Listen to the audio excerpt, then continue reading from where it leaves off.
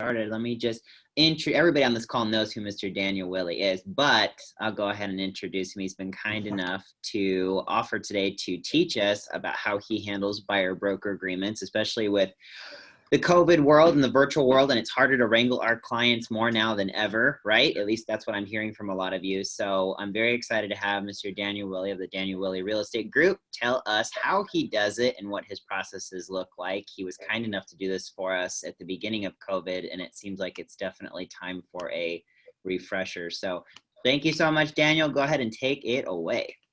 Okay, it's still morning, right? Good morning, everybody. We kind of lose track of time.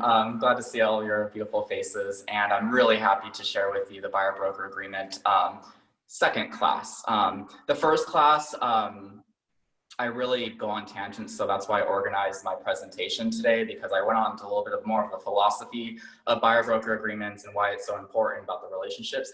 Today, we're going to really dive into the contract itself, so that on top of the philosophy of why it's important to have a buyer broker agreement, now you're going to understand how to explain it to your clients and better understand it yourself so that you're not afraid of it. We fear what we do not understand, but once we understand it, we will conquer it, and we will have everyone under a buyer broker agreement, and we will thus retain more of our clients and not lose them to any type of social media, online sites, or other agents that might throw some pretty tempting offers their way, such as reducing commissions, getting them a lower offer price, etc. All these things that, you know, sometimes not the most ethical listing agents will do, already knowing that their clients are in a relationship with an agent already. So without further ado, I hope everyone can see I have two screens right now. The reason is one's a laptop, but doesn't have a little camera on it, so I'm using my iPad as a camera so you can see me now. But it's great because now you guys can follow along with the buyer broker agreement. Does everyone see that? Good? Okay, good. Okay, so I'm right now on the buyer broker agreement. It's in your zip forms. Right now, I'm just in a transaction, just for example's sake. So I'm gonna go over to buyer representative agreement, the exclusive. Here is boilerplate disclosure. I'm not gonna go over that today. If you'd like to, we can have a private meeting about that. The most important thing is gonna be your buyer representation agreement, the exclusive one. So here, following along, I'm just gonna go all the way through. If you guys need to unmute yourself and just say, hey, slow down, Dan, you're going too fast. But it's pretty straightforward, and again, I'm just gonna clarify these things, so you better know how to fill it out so you're not so scared of it. So the first one is, of course, you're gonna need if you're following along, you're gonna need to have the client's name and their spouse or whoever they're purchasing the property. For example, this is Michael Duncan. And then, of course, our company. In the beginning date, I typically do about 6 months. If I always kind of feel out the buyer though, and depending on the price point of the property, how picky they might be, all these other factors, I call it kind of like the X factor in terms of how we structure our agreements based on how finicky the buyer might be. But typically, I'll do 6 months. And then I'll renew and extend if necessary. But in 6 months, if we're not able to get something, depending on the price point, there's a couple things that might be wrong. And, you know, I'll let you guys fill in that blank. So the first one is gonna be 1A, property to be acquired. You see this highlighted. So it says any purchase, lease, or any other acquisition of real property or manufactured home described at location. So generally I put Southern California. Unless I know that they're buying up north. Southern California is a California Association of Realtor attorney blanket statement. You're fine by doing that. Better to be more general and vague than to say Lakewood, because God forbid they say I want to live in Lakewood, I want to live in Lakewood, and then they end up buying in Lakewood Village, which is actually Long Beach. So again, make it as general as possible. It just protects you, it protects your buyer, and it's a blanket coverage that, again, that's approved. Going on, you don't have to fill out the other or the price range. Again, you don't want to put yourself in a corner where you're being specific, because if it's anything outside of it, now you have to drop a whole other agreement. The most important thing about Section 2 is just about agency relationships. So you'll see in Section 2B, buyer representation, The broker will represent as described in this agreement buyer in any resulting transaction. I'm going to highlight that just so you guys can see that as well. It's again stating who they're working for and who you're serving. There's a possible dual agency with the seller. So if it's your listing, naturally how that works. The thing that you don't want to fill out is or 2 or 3, which is single agency only. That's putting yourself in a big problem because if, for example, if you checked off this, then buyer understands that this election will prevent the broker from showing buyer those properties that are listed with the broker's firm or representing buyer in connection with those properties. Do we understand what that means? Because that's a big no-no. We want to make sure that we're opening up the gateways for all possible properties, not limiting ourselves or to any specific brokerage. I'm going to unhighlight that. I'll do that later. Or this one, broker's firm does not list properties. So the entire broker's firm only represents buyers and does not list the property in any resulting transaction. Buyer will be the exclusive agent of buyer and not dual agent representing the seller. Again, if that's what your buyer wants, they want you to be only their buyer's agent, that's fine. I always leave that unchecked because there might be a possibility. You might have an off-market listing and you don't want to be stuck where now you can't represent your own seller that you have a contract for and the new buyer. Those are things that I do not check off. So again, for the sake of understanding this, leave those 2 boxes blank. We're going on. Do you have any questions about that so far? Anyone want to raise their hand? Any questions about leaving these blank or section 2, for example? No, not seeing anyone on the screen. Great. Doesn't look like it, Daniel. Great. So we're all understanding it. And again, now that you're going through it, you're like, this is easy. Why am I so afraid of it? I hope you're feeling like that because that's how I felt after I read it 3 times. Going on to compensation to broker. This is the most important part that everyone gets really tripped up about. And so I'm here to really simplify that and explain it to you in layman's terms. So what everyone gets concerned about is this part, the commission part. I'm just going to read it out loud. I know you're all following along on the screen, or it might have your own zip forms, but just so you guys can hear it. So compensation to broker, the amount of or rate of real estate commissions is not fixed by law. They are set by each broker individually and may not be negotiable between buyer and broker. Real estate commissions include all compensation and fees to broker. Buyer agrees to pay broker irrespective of agency relationship as follows. I put 2.5%. That's typically what our market buyer agent commission is, 2.5%. And I'll get into the what ifs in a second. It's going to be in the next paragraph. So we have to fill in a percentage of what that compensation is owed by the buyer. Okay. Going on to the next paragraph is compensation and payments and credits. I'm going to highlight that.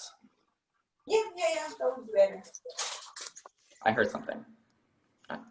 Okay.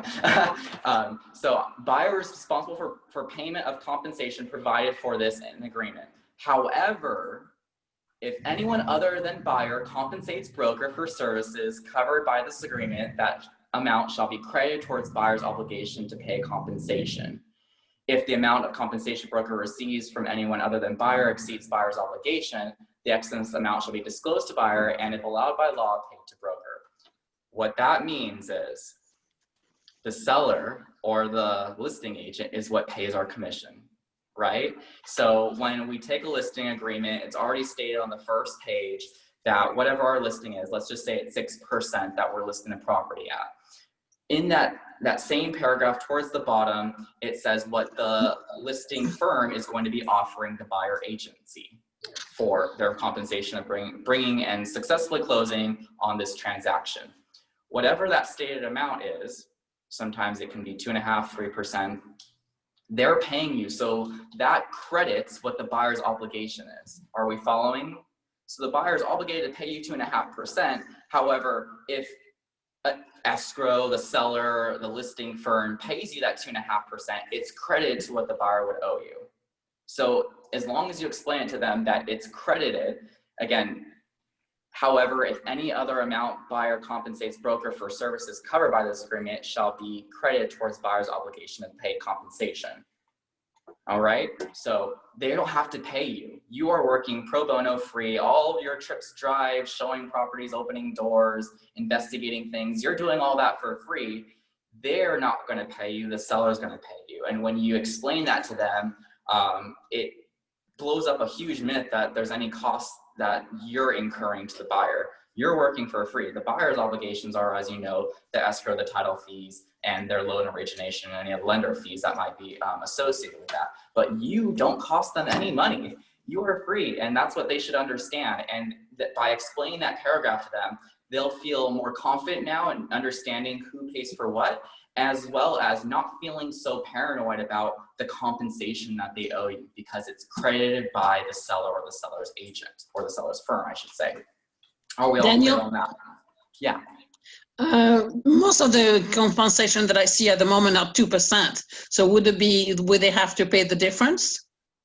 Great. So by this section alone, correct. Yes, they would be obligated to pay the difference. However, I don't want to scare away my clients because God forbid there's a 1.5 or a 2% listing out there, and you know, they might be asking for every property you show them, what's the commission for this property? What's the commission for this property? So to avoid going through all of that, for the buyer to ask you what your commission is and to get in that sticky mess, I'm just going to go ahead and, for the sake of answering your question, go down to the other terms that I put into the contract. I'm not putting it in here because this is talking about credits if we're in excess. So if you get a 3% and your contract says 2.5%, you're getting it. You don't have to, you're not gonna check off this box credited to buyer because otherwise you give that 0.5% to the buyer. I'm not doing that. What we're going to do, I'm just gonna fast forward because I wanna answer your question, is I don't know if you can see it, but it's right here. And I'm gonna read it out loud. I got this from a real estate attorney from the California Association of Realtors a while back, and they said that this is an appropriate statement that's going to protect your buyer from paying the difference in the event that the listing compensation is less than 2.5%. So what it states is, and don't worry about getting your glasses, I might be able to, oh yes, I can zoom. So I don't know if it's a little bit easier to see. If buyer agent commission offered by seller or listing firm is less than 2.5% of purchase price, buyer is not responsible to pay for the difference. So I'm going to leave that screen up there in case you guys want to jot it down. I'm more than happy to text over that statement, email over that statement to you. But it's pretty straightforward. It doesn't have to be a fancy language. It just says that if that listing compensation is less than 2.5% as agreed in your contract that they're going to be signing with you today, that they're not going to have to pay for the difference. And that's a huge sigh of relief. Yes, I see your finger, Tony. Mm-hmm. Thank you. Yeah, that makes you the good guy. Yeah, but I can't hear Tony.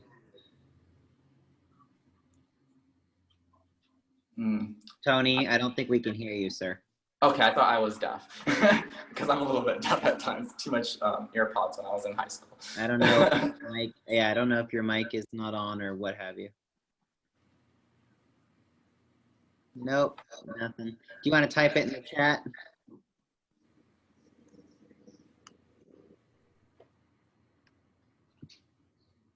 Yeah, feel free to type it in the chat as well. Okay, if you want to read out the chat, because I'm not seeing everything with the two screens that I have.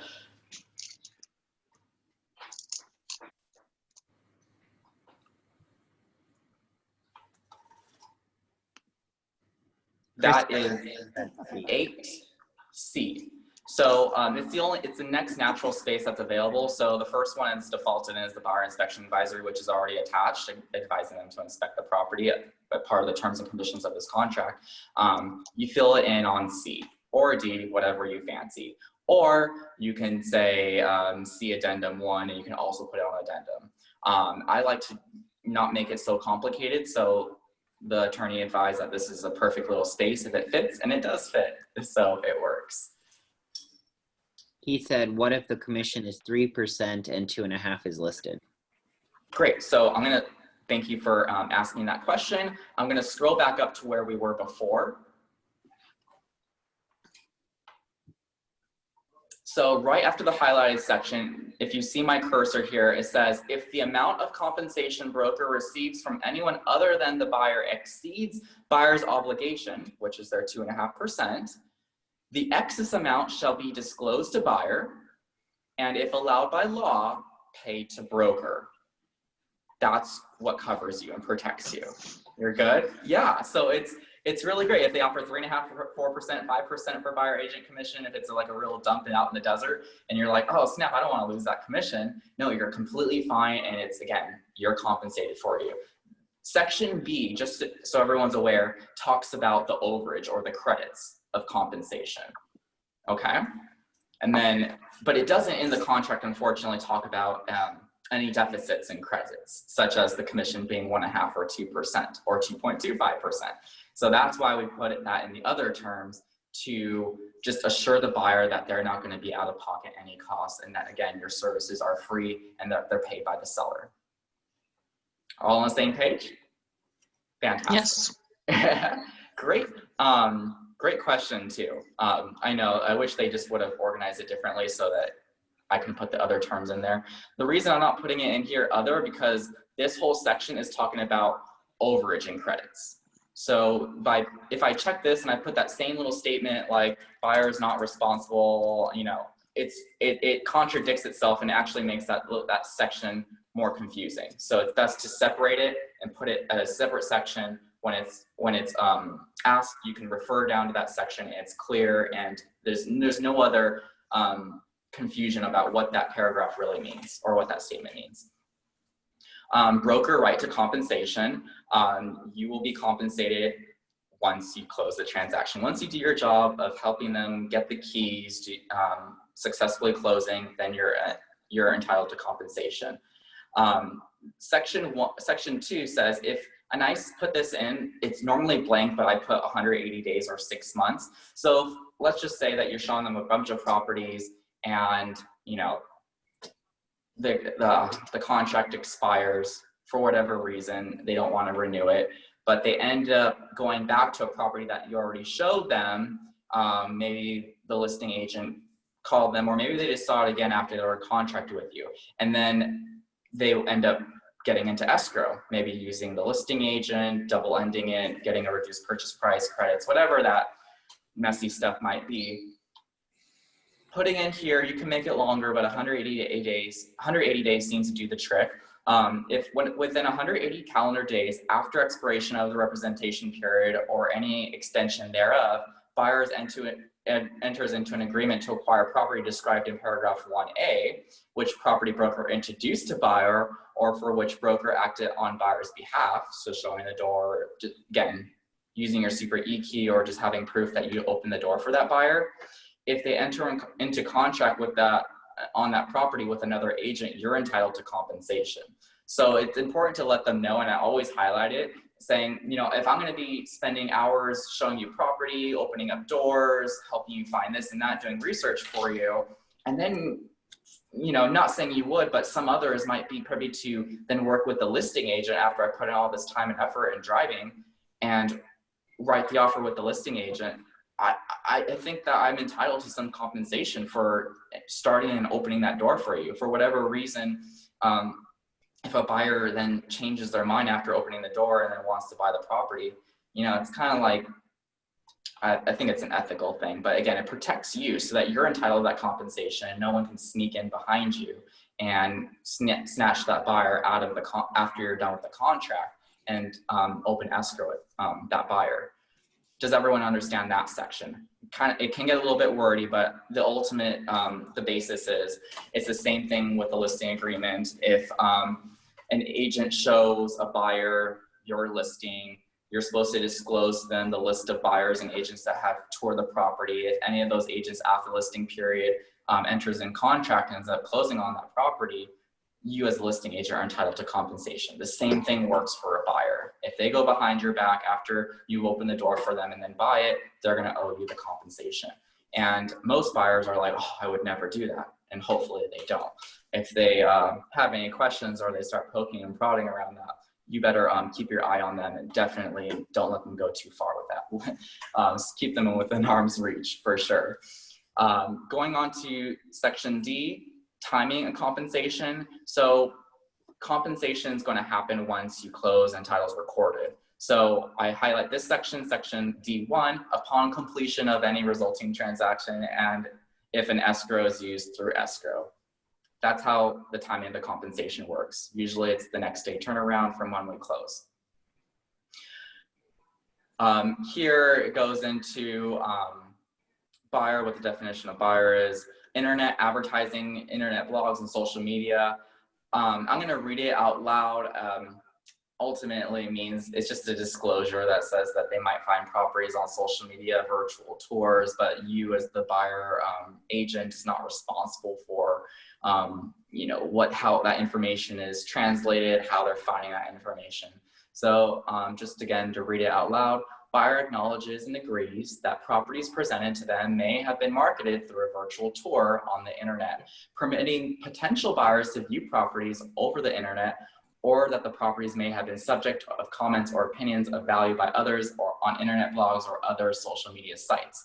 Neither the service providers nor broker has control over who obtained the access to such services or what action such persons might take. And broker has no control over how long the information concerning properties will be available on the internet or social media sites. Because we're in an internet world, they might find it through Redfin, Zillow, Realtor.com, or any type of Facebook ad as well that other realtors are spreading, just to protect yourself. This is a really important one that, again, solidifies the relationship of what you're actually doing and what your value is and why they should be signing this. Broker authorizations and obligations, okay? Ultimately means that you're gonna do your best job to find them a property with the utmost ethics and due diligence to serve them and protect their information and represent them in any type of real estate transaction that might occur through working with them.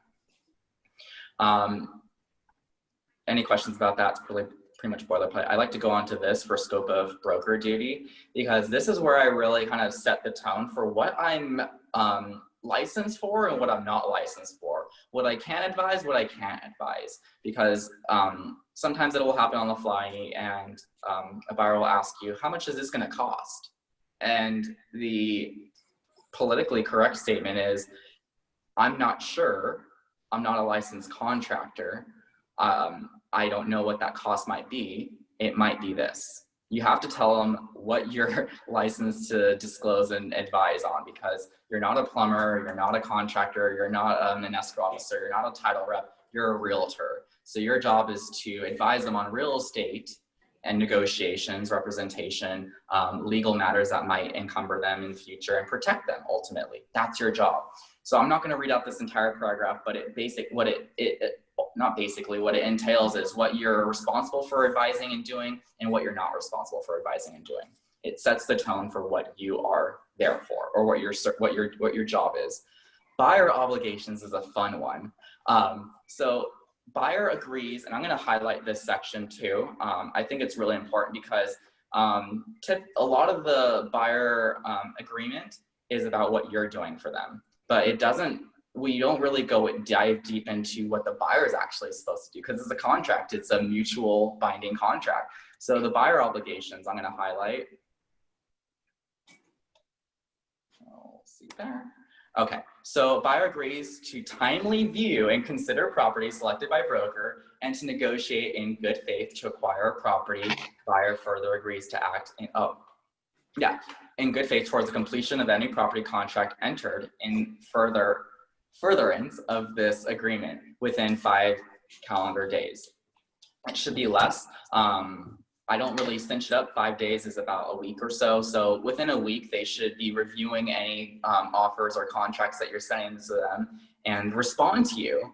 Doesn't that sound great? Getting a response from your buyer and actually having in a contract that says that they should respond to you. Should they not, then you can kind of hold them accountable to it. There's not going to be any retaliation for calling them out, other than just guiding them to be more on top of reviewing contracts and things you send. But it's in the contract, and I love it because this is something that we should do from the very beginning, setting the tone when they're meeting with the lender in the very early steps, that lets them know what their job is, because they think that we're just going to carry the entire transaction and do everything for them. But there is a symbiotic relationship that we have with them. We do stuff and they have to do stuff as well. And we have to hold them accountable to their jobs and their duties in the transaction. They have their due diligence to investigate the property. They have their due diligence to review documents and to further investigate for other matters. And they have a responsibility in this contract as well to respond to what you're sending them. I'm going to go on. Buyer shall provide relevant personal and financial information to broker to assure buyer's ability to acquire property described in paragraph 1. If buyer fails to provide such information, or if buyer does not qualify financially to acquire property described in paragraph 1, then broker may cancel this agreement in writing. Isn't that great? Gets them off the fence.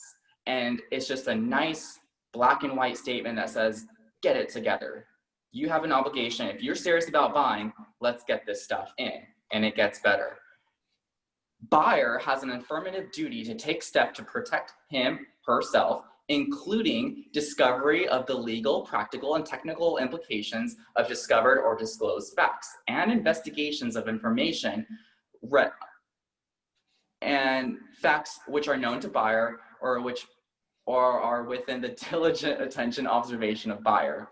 Buyer is obligated and agrees to read all documents provided to buyer. Buyer agrees to seek desired assistance from appropriate professionals selected by buyer, such as those referenced in the attached buyer's inspection advisory. How great is that? So again, if they say, oh, I want you to look up permits, I want you to look up this and that, their due diligence is to inspect. You can go and help them, but it's not your job to do the investigations, to investigate the property, to seek quotes or repairs for them, get contractor bids on what it's gonna cost to redo the foundation. That's not your responsibility. That is the buyer's responsibility. You can help and you can be a good Samaritan, but it's not anything that's in your scope of work. Okay? I'm gonna turn it down. Oh, I thought I heard something. Okay, let's see. Now we're going on to C. Buyer agrees to identify, defend, and hold broker harmless from all claims, disputes, litigation, judgments, and costs and attorney fees arising from any incorrect information supplied by buyer or any material issues that buyer fails to disclose in writing to broker, and pay for reports, inspections, and meetings arranged by broker on buyer's behalf. I love this one because, again, it's just protecting you. It's another layer of protection that's going to keep you out of mediation. And there's still a mediation clause. I don't want to confuse anyone on that, but it agrees that they're not going to hold you accountable for any material facts or issues that the buyer fails to disclose. Short story, I swear to God, I'm going to keep it short. Had a client 2 years ago, worked with them for a year. They were really finicky, moving up from San Diego. I got them into a contract. We were like 20 something days into escrow. And then the lender discovers from, I guess, finalizing their loan that they had a foreclosure a few years ago, like 6 years ago before they entered this purchase. And they didn't tell the lender, they didn't tell me, they just thought it would go away and that no one would find out. And we really didn't. And the lender asked them all these questions. Unfortunately, I don't think the lender really asked, did you have the foreclosure? So now that's something that from past experience, now I make sure that I'm like, do you have any foreclosures, no defaults, any child support, anything that might be an issue when it comes to getting your final loan approval, because these numbers and actions will affect your ability to qualify. They ended up backing out of the transaction because the rate went up from 3.5 to like 4.125%. And this was 2 years ago, so they would have been building equity by now, but they freaked out because their rate went up because they failed to disclose that they had a foreclosure. Is that my fault? No. Is it the lender's fault? Maybe, but I shouldn't be held accountable for the transaction falling through, especially since they were supposed to remove their loan contingency. Thank God they didn't. It was like the day before, but had they removed their loan contingency and then it was discovered that there's a foreclosure when it comes to like the final underwriting, big mess. And who's really at fault? The buyer, because they failed to disclose that information from the very beginning. And we could avoid that. So that's my little tangent, my little story about why now I'm so paranoid about everything. And my team knows that I'm just a paranoid person by default, but it's because of all these things that I've learned over the years that make me a paranoid person, which again, doesn't hurt to protect yourself. And it also agrees that the buyer's gonna pay for their own reports and inspections. Sometimes we might feel like the buyer might be strapped on cash and that we got to help them out, but really it's their responsibility to pay for the home inspection, termite inspection. It's a $95 thing to have the termites come out. Any other reports that come along with it, because God forbid they want to back out. Now you're out that money. I made the mistake for my first transactions. It was part of my spiel of my first year is that I would pay for your home inspection if you worked with me as a realtor. Not doing that anymore. As you can see, it wasn't very profitable, and there was times where buyers would have the free home inspection report that I paid for, and then they're like, we don't want anymore, we're gonna back out. And now I'm at $400 trying to be a good person and doing a selling pitch. So, and I didn't put any like provisions that if I paid for it that I would be compensated or credit if they didn't go forward with the purchase. Didn't put anything like that. Just try to pitch myself, and it was terrible strategy, but I learned from it. Again, buyers pay for their own stuff. Moving on, other terms and conditions. So they're gonna see the buyer inspection advisory, it's attached here. And then that fun little line again, that if the buyer agent commission offered by the seller or listing firm is less than 2.5% of the purchase price, the buyer is not responsible for paying for the difference. You can be fancy and maybe all caps this and just say not. You know, whatever helps, whatever floats their boat, but you want to make sure that they understand that.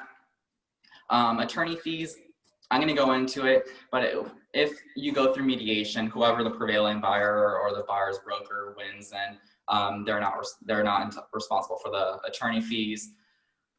Going into dispute resolution, and look, we're almost done. See how easy that was? It was not that hard.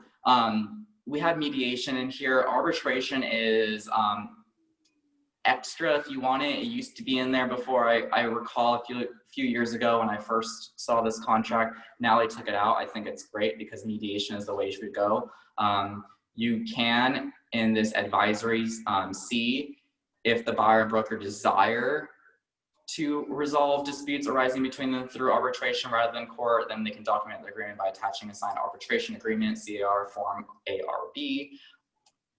Don't recommend that myself personally. I think mediation is, you know, a satisfactory type of way. And I guess there's actually pretty inexpensive cost to initiate mediation. I had to discover that recently, but anyways. So if you believe that, we just went through the entire buyer broker and buyer representation agreement, and it wasn't that complicated. Again, I'm sorry, I'm scrolling too fast. I'm just gonna go from the very beginning again. So you have to identify your client, represent your broker, the company, and then put in the location, Southern California, good blanket attorney approved statement or location, letting the buyer know that you're representing them, the possibility that you might be a dual agent if you find, or if you have a listing or your office has a listing, that also goes in dual agency. If your office has a listing, Coldwell Banker Coastal Alliance will be the dual agent. You want to be able to open as many doors and keep as many things open for them. And then letting them know, again, the scariest thing that I think anyone really has about this contract or why they stay away from it is the commission. And now that you feel empowered by knowing how the commission works and explaining it to your clients, and again, you can set it at 2.5%. I would advise 2.5% is that way. You can set it at 3%, but it's not going to really make a difference. You're covered by Section B, that if there is any type of overage in the commission, that it goes straight to you anyways. So I like to just put 2.5% in there so the buyer understands what the market going rate is for buyer compensation. And I think the biggest thing to really kind of put it, to also include in your contract is C2, that again, within 180 days after this contract is over, should they enter into contract with that property, then you get that commission as you rightfully deserve. Now I'm seeing a few comments. I'm gonna switch my computer screen, so I don't want to disorient you because I'm on a phone. So I'm seeing chat. We got that with the 3%. Peggy, at what point do you obtain your buyer, or are you presenting them with the buyer broker agreement? So Peggy, to answer your, do you check the box out with the commission percent? Yes. Okay. So first answer Peggy's question, immediately. I bring this contract in with me for the buyer initial consultation. I don't bring this up as the first thing. I like to talk to the buyer about what their expectations are, where they are in the home buying process, how soon they would like to buy, where they would like to buy. Rough questions, have they talked to a lender yet? How far along are they in the home application process? Once I find that out, I then introduce and I explain my value, what I'm going to be doing for them, as I covered in the first broker agreement contract, which is about what all the things I'm going to be doing for you. I'm going to be door knocking. I'm going to be looking at, on the MLS every day, checking it out. I'm going to be looking at expireds for you to see if there's any off-market properties that maybe didn't work out or didn't sell that the sellers might be considering to sell again because it matches their criteria. I'm going to be working with title offices to locate off-market properties that match your criteria. If you're looking for a pool, there's only so many homes in Long Beach with a pool, but title can find that for us. So I'm going to send out letters if we're really competitive to off-market properties to sellers that have homes that match your criteria. I'm going to be door knocking, not right now, but that's the spiel I did before, to again, find sellers to better connect you, because that's what my job is to find you a property. I'm going to work really hard to do that. And I just need your commitment that while I'm working really hard to find you properties and showing you properties and inviting you as soon as that property comes up, that you're going to work with me and I'm going to see you throughout this entire transaction. Should you trust me and believe that I'm the best person for this job? Now, that's what I normally say. And then I say, is there out? And then Christy knows this one. I do this for listings and I do this for buyers. I say, now after everything that you've heard, is there any doubt in your mind that I'm not the best realtor to serve you and to represent you in your home purchase? This is very important to me. And I understand it's very important to you. Is there any doubt in your mind? And normally they're just like, no doubt. You're good. You got hired. And I say, great. Then let's get me hired and let's sign the contract so that we can begin working together. It's as easy as that. That's how easy it is. I put it with I use every buyer unless I haven't proved my worth. And here I'm gonna go on, and again, I can email it to you. I just found it online. It encompasses what I already said. So this is again the scope. I'm gonna go down here. And these are scripts that you guys can use. They're pretty easy if you think about it. I don't really like to go into the office policy, but you can, and you can lean on your office policy. I've done it before when I was a previous office. They say, like, anytime you're having an awkward moment or you're asking for something, just say it's your office requirement. Put it on your office. They can't get mad at you if it's your office obligation that you have a buyer broker agreement. So again, following Nick's guidance on this, but it's a really good script. It's our policy to have you consent to me representing you as your agent before we start looking at homes. By signing this, you are just agreeing to that. Other ones are, in order for me to help you with possible conflicts of interest, protect your confidentiality, and operate in your best interests, I'm required to have you sign this agreement to represent as an agent. It's as simple as that. And if you really think about it, there's contracts for any type of representation. Oh yeah, I can email. I just found it off of Google, some pretty good scripts and stuff like that. But if they're not, and I think I covered this in the last one, if they're like, why should I sign a contract? So sometimes they freak out, like, I'm just thinking about buying a home. Why am I already entering a contract agreeing to pay this realtor commission? Well, first thing is, you haven't shown your value yet. You haven't built enough rapport yet where they trust you to sign this contract. That means you have to work on some things. So I like the last one, script 5, and that says, I'll take it out so you can see. I'll tell you what, how about we look at a few homes to make sure you're comfortable working with me, then we can worry about signing it. Sound good? Easy. And that's what I normally do. I've had a couple instances where I introduce the contract to them. It's a very, very cold first meeting, like maybe I met them at open house for a brief minute, or they sign into my open house. I really didn't get to talk to them, but I called them up, I followed up as I should be, and this should everyone be doing, and they agreed to come in for a buyer's consultation, a meeting with me. But they don't really know me, they don't know my selling style, they barely even saw my face, if they remember it. But they're coming into my office and they're really nervous because they don't know what to do and they don't know what's going to be asked of them, and making them sign something might make them feel uncomfortable. So earn your trust with them, earn that rapport, and say, you know what, this is too soon, but let me show you, let me earn your trust, let me earn the rapport, and let me get you up to a few properties, given that they follow the steps and that they're working towards their pre-qual. Okay, again, it says in the contract, if they don't work towards your pre-qual, you can cancel the agreement. And it's empowering you saying to fire a buyer. Have I fired buyers before? Hell yeah. And it was the best thing that ever happened to me, and I sleep so much better now. And I don't think they ever bought real estate because they thought there was going to be a bubble. And that bubble was in 2016, and look at where in 2020, the prices have rose 15% since then. So who's winning now? But another objection, oftentimes I find that a buyer is uncertain about signing the agreement. It usually means I haven't answered all your questions, or there's something you haven't told me. Was there something you wanted to cover today that I forgot to ask you? It's a great one. It's ironing out any type of doubt that they might have against you. Again, I can email this Word document to you. It's super easy. Just put your email in chat and it's coming out. But these are things, again, you're trying to isolate why they're nervous about doing this process with you and sign the contract. Once you're able to identify what that fear is, then you know what to focus on and attack or be more aware of in the future. Maybe they say, oh, well, I entered a contract. I had this before and I ended up closing. I was in a contract with an agent, and once I signed the contract, I never heard from them. It's been months since they got me on a, like, you know, the MLS, like, auto emails. They got me an auto email, but I haven't heard from them. They haven't called me or asked me anything about seeing homes. I don't know what's even going on right now. I just got approved with their lender and that's it. I haven't heard anything from them. And I was like, oh my God, honey, like, you want to buy a house, but you're in a contract with a realtor that's not working for you. I said, first, we need to cancel that contract. And so I advised her, I said, if I'm not allowed to, you know, really start working with you until you're out of that contract, I don't want to get any trouble. I don't want you to get any trouble. So if you can try to find that contract or call that realtor and have them cancel that contract, we're good and we're good. We'll get ready to go. They canceled the contract 2 days later, got them in escrow 3 days later.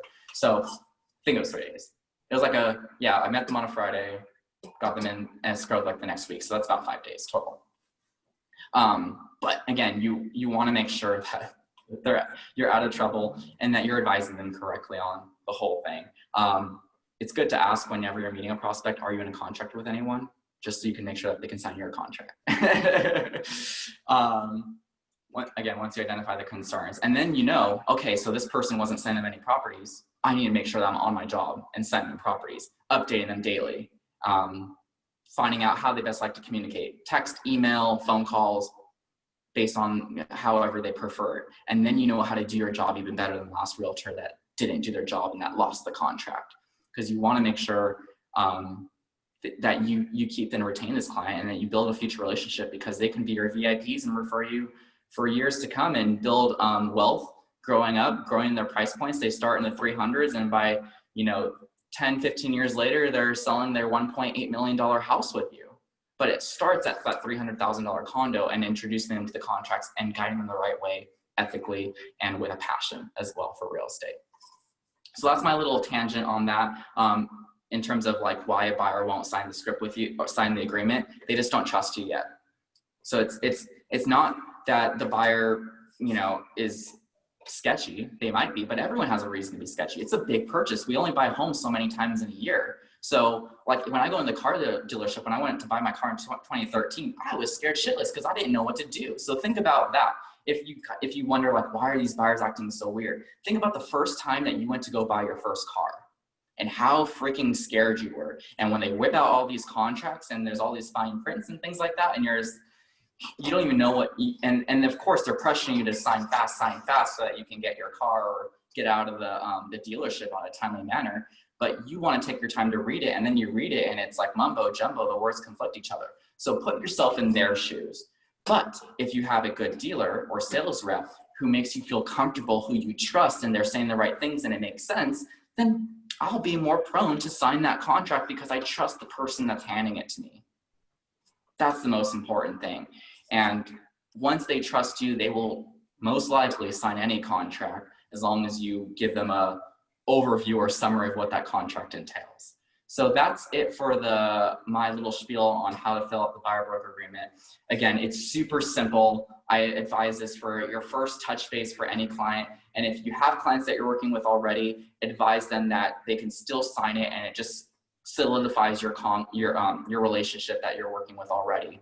And that it's protecting them ultimately, because now you have a contract that you're going to protect and keep their information confidential. They have a fiduciary now, and they don't have to be concerned about any other matters regarding real estate, because you're their person. You're the person that they can call, that they're going to rely on, and that you're going to serve. And you have a contract that obligates you to do that. How simple is that?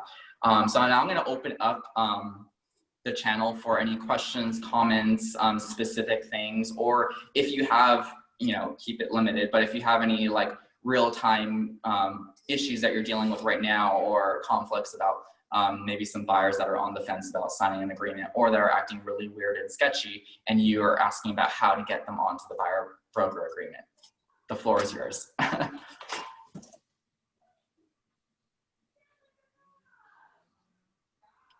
Hello, can you hear me? Yes, I can hear.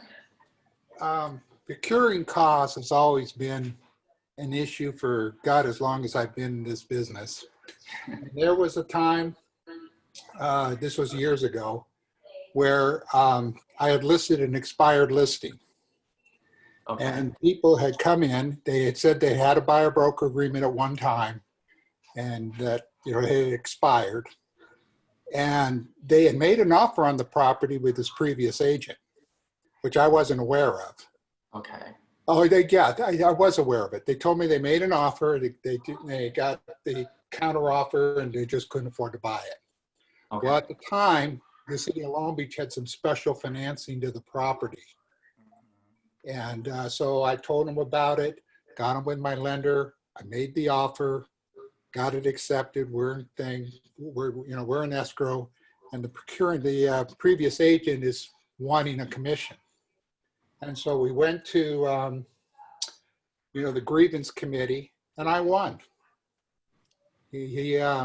Just because you show the property does not mean that you're the procuring cause. You have to go beyond that. And even though they made an offer on the property, I showed them a way to buy the property that this agent didn't. And I ended up winning the whole commission. And I didn't owe him a nickel, and neither did they. Right. So Now, you've got to do more than just show the property, especially if you write an offer. That gives you a lot of, but you got to know, I just happened to have fallen into that special financing because I'd gone to a seminar a couple of days earlier about the program, and I told them about it, and they qualified, and I put them with a lender, and they ended up buying it. So there's a couple questions that would need to be answered, and I'm happy that you won, first off, because that's great, especially when it becomes a procuring cause about who's really owed compensation. I'm curious to see, again, the contracts have evolved over time. I've kind of tailored this one to the most current contract, which was revised 2018, is about how many days after their contract expired is that buyer, again, the properties that they show them, are they entitled to compensation for? That's going to really kind of define what that time period was, and if the buyer was out of that whatever days were set by their previous contract with that agent. And again, I think now that it's expired and then they contact you again, sounds like some moving pieces, but again, that's the idea, is that if you're gonna open the door and work for them, that within 180 days, it's even better if you have an offer written, because that really kind of time stamps everything. It has e-signatures or wet signatures, agreeing that they're putting an offer on this property, that they're representative through the disclosure regarding real estate agency relationship. This will, again, protect you and entitle you to the commission. I'm not really sure where all the moving pieces were before, but I'm glad that you won as a listing agent. But this is, again, for the buyer's agents that have buyers that they've opened properties for. If it's ever happened to you before, it really hurts when you see a buyer that you've opened the door for and then you haven't heard from them, maybe because you didn't follow up, maybe just because they weren't ready to buy at that time. And then you call them to check up and they're like, oh yeah, I ended up buying that house on Foreman that you showed me, and you're just pissed. And again, you can change the calendar days. I said 180 calendar days, 6 months, but you can make it 365 days, you know, whatever you want, 782 days, and as long as they sign, of course, then that again protects you from the buyer going behind your back or after the contract expired and those days are set of buying the property, because that would hurt, especially if you were the first person that introduced them to that property or found the property for them.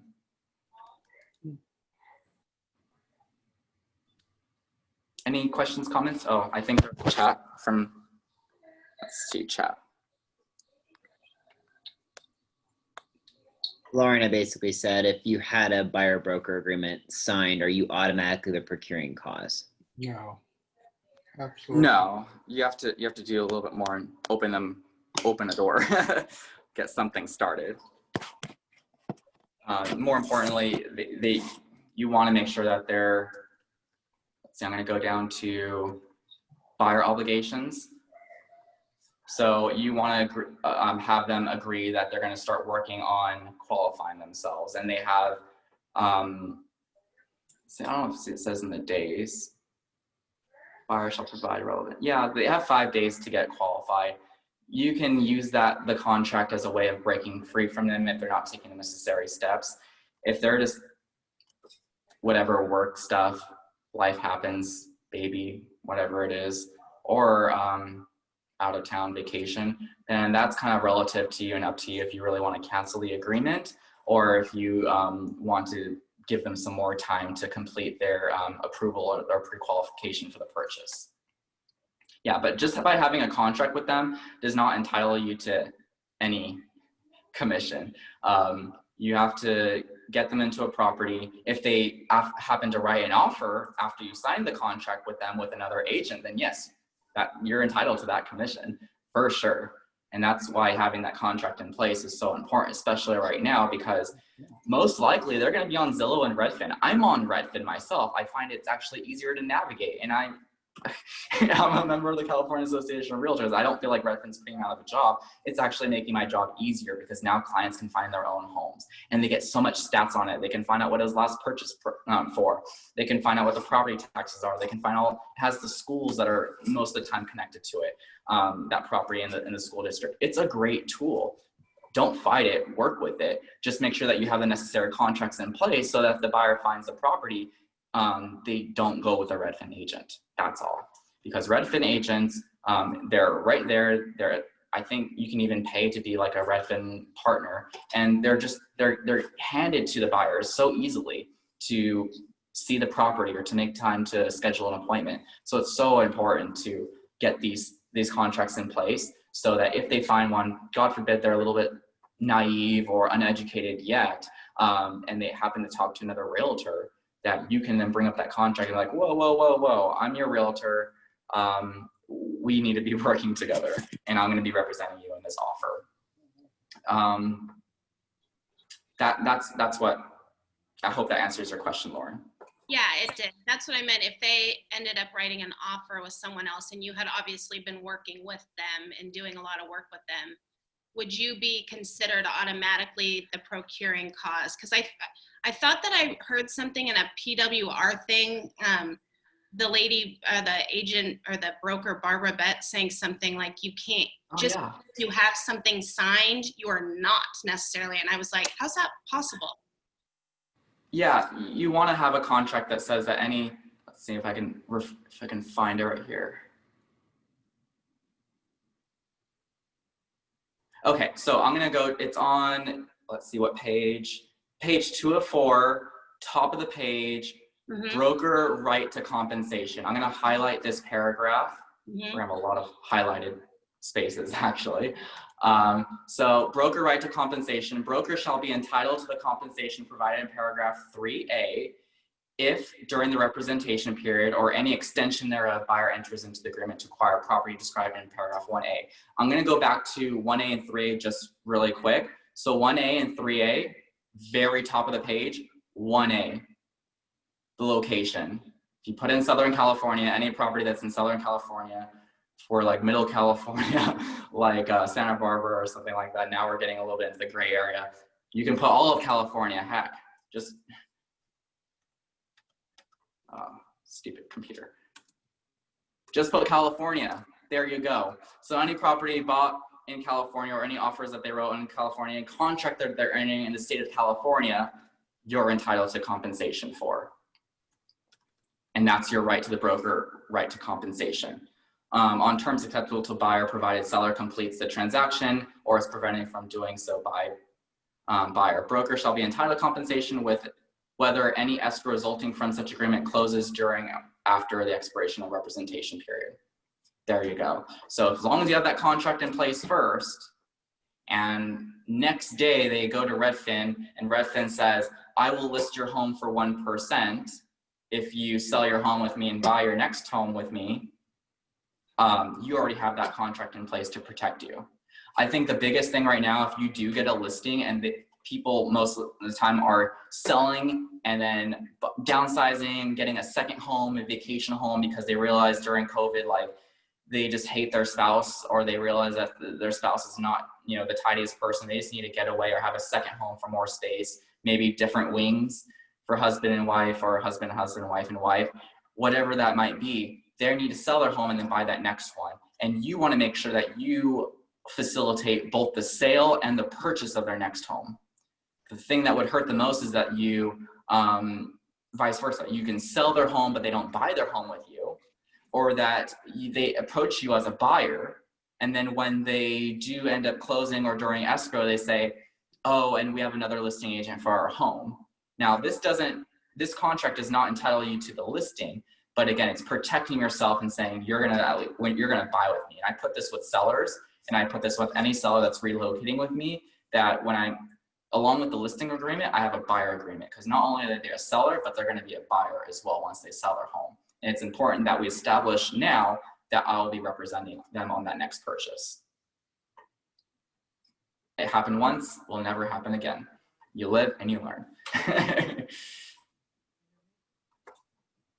Any questions, or any other questions or comments or situations? Oh, I wish I can do sign language, because I can only read Tony's lips. Oh, okay. Of course, you're so welcome.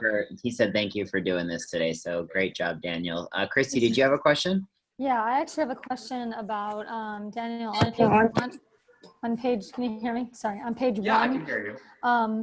On 3, I guess it'd be, well, where you put the percent. I was having a conversation with Chris Conrad, and I can't remember what line she said, but she said something to the extent of where you could write per the MLS.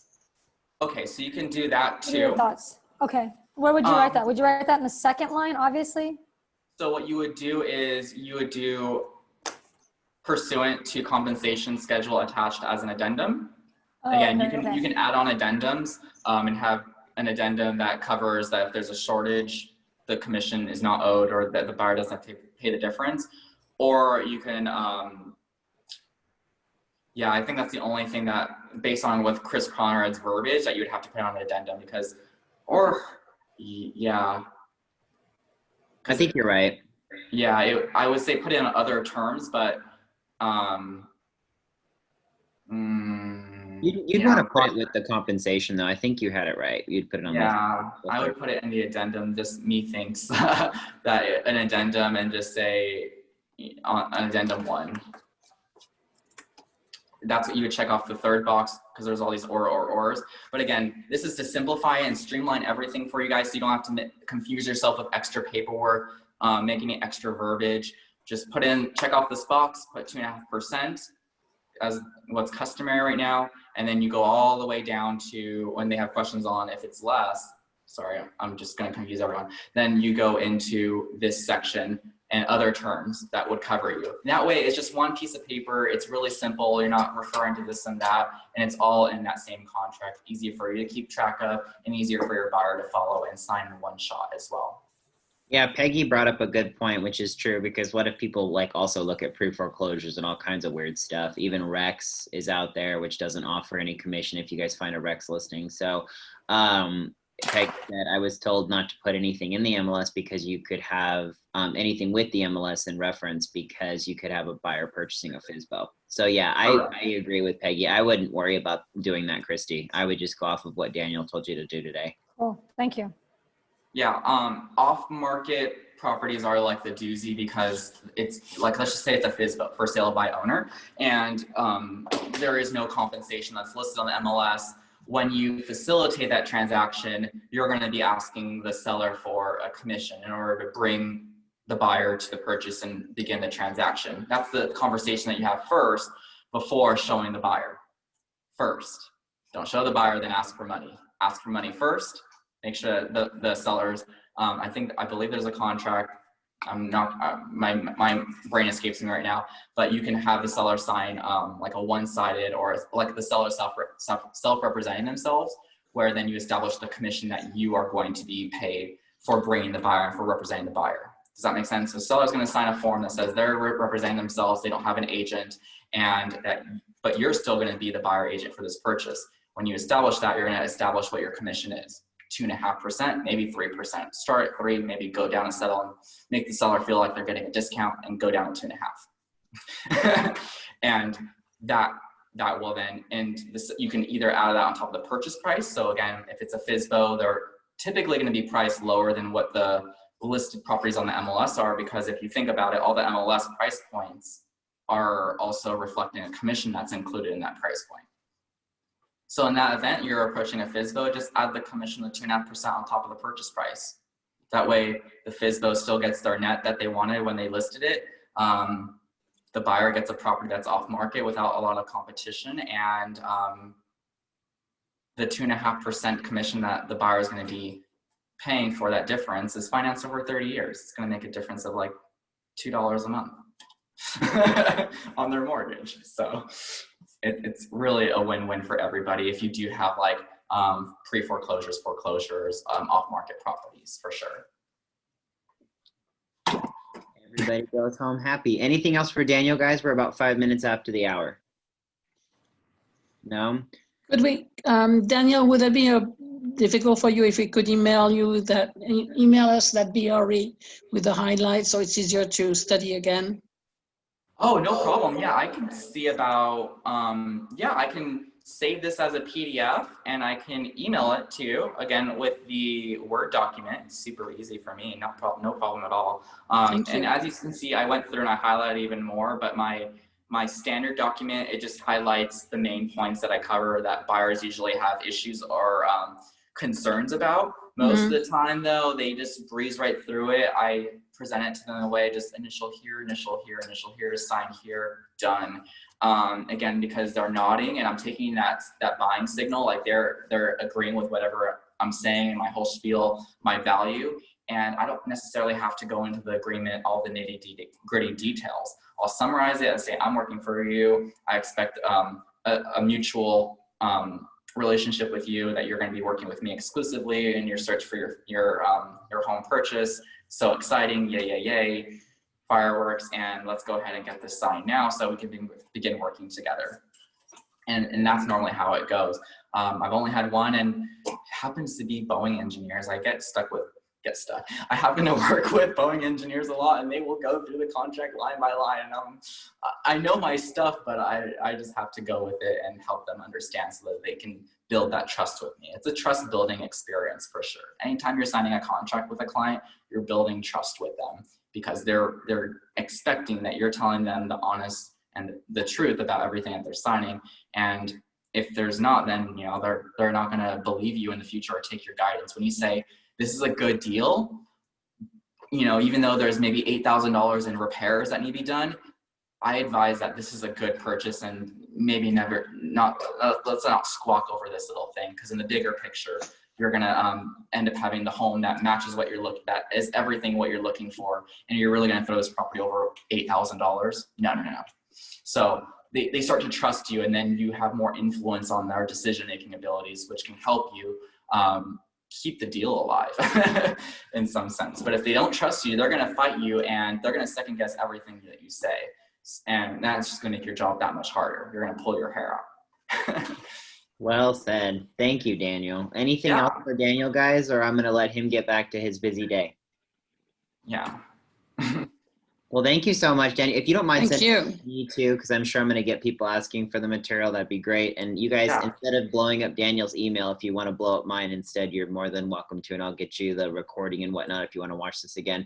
Thank you so much for taking the time to be this thorough today. This was awesome. Great session. Thank you. Thanks, Yeah, Daniel. I It was hope that we all awesome. feel confident that ultimately I wish that everyone moving forward, especially during this pandemic where we're not necessarily meeting face-to-face with our clients, that we get these contracts signed right away, and that you feel confident and empowered by using these contracts to help you stay in relationships with your clients, and more importantly, protect your commission for everything that you're doing. Because you might not be opening doors all the time, but you're doing a lot of research for these clients that might be impossible, especially right now. There's a meme where it feels like a MMA or like a big old wrestling match with buyer agents right now, where you're just choking each other out for whoever's going to get the winning bid on the property, because there's such a shortage right now. And you don't want any type of distractions or lures that listing agents might put out there. I'm one of them, where if they work with them, they're going to get a discount on the purchase price. That's the biggest lure right now that I'm seeing out there, or that they're going to get credits towards their purchase. Again, it's the listing agent that's going to be double dipping their commission, getting the full 5 or 6%. And they're like, hell, I can give 1% away if that means I can get the full enchilada. That's just a little, just some cheese. I can give some cheese away to get the rest of the meal. So they're willing to do that to facilitate both ends of the transactions. And that is a good deal to a consumer. They feel that price point at the end of the day is the most important thing, especially right now because everything's so tight. Will they maybe throw the realtor underneath the bus and just continue going forward with another realtor? Yes. So it's important to get these contracts in place to steer them and keep them in within the lines of who they're working with and who their agent is. That's the biggest thing right now. So hopefully you all feel comfortable now about using the contract. Again, it's super easy. It's only a few pages, and the bulk of it is the hard, tough questions have been explained now.